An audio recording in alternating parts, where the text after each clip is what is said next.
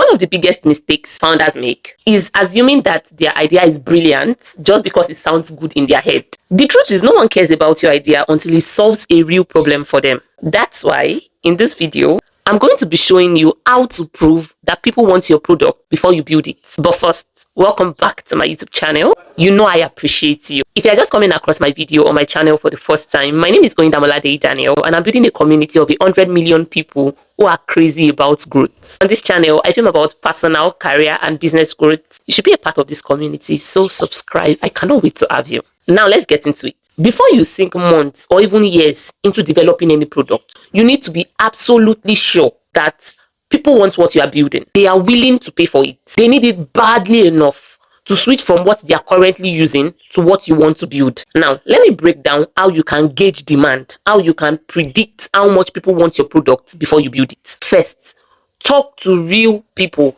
real humans, before you write a single line of code.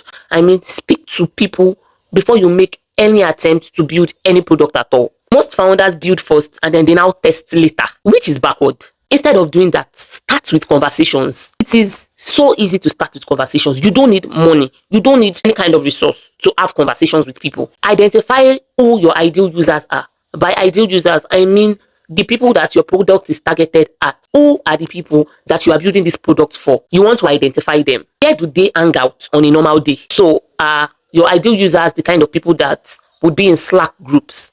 Are they the kind of people that will be in Reddit communities? Are they on LinkedIn? Are they on X? You want to think about who this person that you're building this product for is and where they spend the most time. Out of these people, you want to find 10 to 20 people, at least 10, and ask them questions about their pain points. You want to ask them questions like, okay, what's the most frustrating thing about this problem that you're facing? Or what are you currently dealing with? What is missing from all the solutions that you have tried to solve this problem? So you're asking them, how have you tried to solve this problem that you have? What are the problems that you noticed in those solutions that you have tried? One thing you must note from these conversations that you want to have is that you want to listen more than you talk. Don't go with the mindset that you are going to pitch the solution that you want to create to them. Don't go with that mindset. In fact, if it is possible, do not speak to them about what you want to create yet. Just listen to how they perceive the problem, the solutions that they have tried, what has worked for them, what did not work, and how they strongly feel about that problem right now. Those are the things you want to look out for in the conversation. If you are speaking to people and they don't have any strong reaction to the problem, I mean, you are telling them that, oh, what do you think about this particular problem? And they are just like, they don't see it as a problem, or they are indifferent about it, or they are struggling to relate with what you are saying. It could be a sign that that product that you want to build is not really worth pursuing at that time, in the sense that people do not feel the pain as much as you think they feel, which is like the main reason why you're having these conversations in the first place. You want to gauge people's reaction. How much do they want this problem to be solved? Next, you want to do something that we call the fake door test. It is a very simple way to see if people are interested in a solution before you build it. And this is how to go about it. First, you're going to create a landing page. On that landing page, you're going to describe the problem that you intend to solve. You want to explain in very clear, simple, and persuasive terms, and then add a strong CTA, add a strong call to action. So you are telling them the problem that you want to solve on this landing page. You are showing them how important it is to solve this problem. You will now call them to action. So your call to action can be, oh, join this wait list, or sign up here so that you can gain early access, so that you can be among the first people to test the product when it comes out. The goal is to see how many people get to sign up, so you can gauge how much people are waiting for somebody to bring a solution to this problem. The next step is for you to drive traffic to that landing page. So you want to call people to check out that landing page. One way you can do that is to share it with relevant communities. So in the beginning, I said you want to know who your ideal audience is, who your ideal user is. You want to know where they hang out. So now you are going to publish that landing page,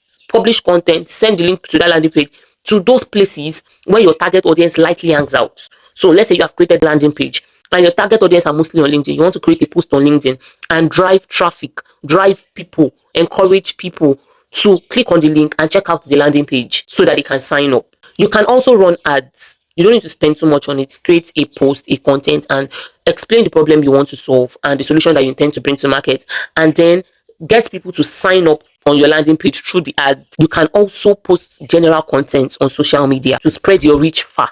So you see how many people did your content reach versus how many people signed up to test or to gain early access to the product you want to build in advance. Finally, for this fake door test, you want to measure reactions. If people sign up, it means that they are interested. If no one clicks, it is one of two things. It is either you have a bad idea or you are explaining it wrong. You are not communicating well. So you want to figure out where the problem is. Is the problem that the idea is not a solution that people are craving for, or is it that you have not nailed the messaging? You have not nailed the communication in a way that people understand what you are building and they want it. Because one thing about communication when it comes to bringing a product to market is that you can have a brilliant product, but if you don't communicate the value of that product properly, people will not understand that this is the solution they are looking for. So I mean, people can have a solution staring at them in the face but not understand that this is the solution that they are looking for because of the way it is communicated. So you want to ensure that your messaging,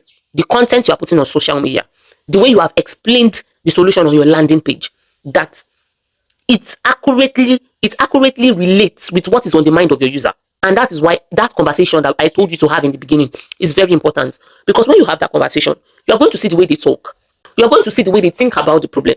You are going to see the emotions that they associate with the problem. And you are going to now be able to infuse all of these things in the way you communicate back to them. Because when you are bringing a product to market, the best way to communicate is to communicate in the language of the user so that they can relate. So that when the product comes, it doesn't look weird. It doesn't look alien.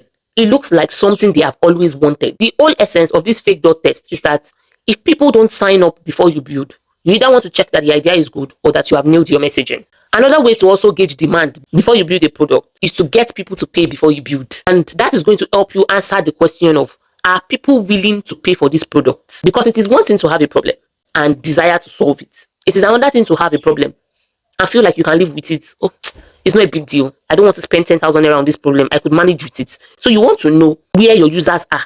Are they in a place where they are choked by this problem and they want to pay to solve it? They don't mind paying to solve it.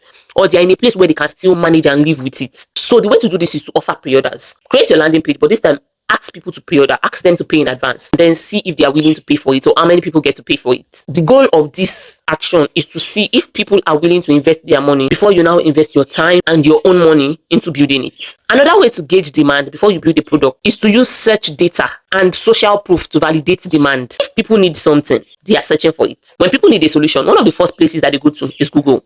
They go and search. What can I do about this? What are other people doing about it? So if there's a true demand for that solution, people are likely searching for it. So you want to check Google Trends. From Google Trends, you can see if the interest for the solution is growing or declining. You can see the graphs. You can also use other SEO tools like Uber Suggest, SEMrush. Your goal is to just see how many people search for this problem or for this solution every month. So use it to gauge demand. Also check Reddit, check X, check Facebook groups. Are people actively discussing this problem and what are they saying about it? Also check your competitors, or let's say your future competitors. If you see that a lot of people are already trying to solve this problem, it means there's a demand for it.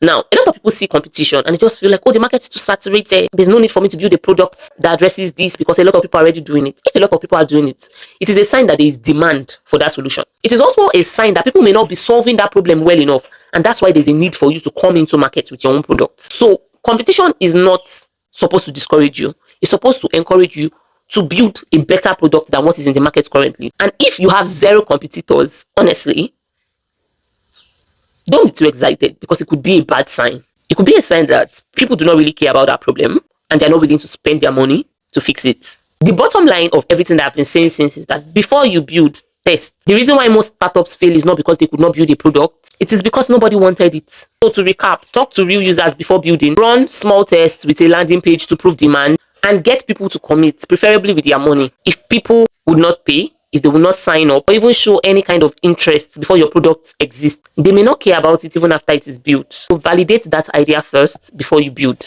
I hope you've learned one or two things from this video. If you have, please like, share, and subscribe. What is the one thing that stood out to you? Put it in the comments. Let's continue this conversation there. Thank you for watching. Be good.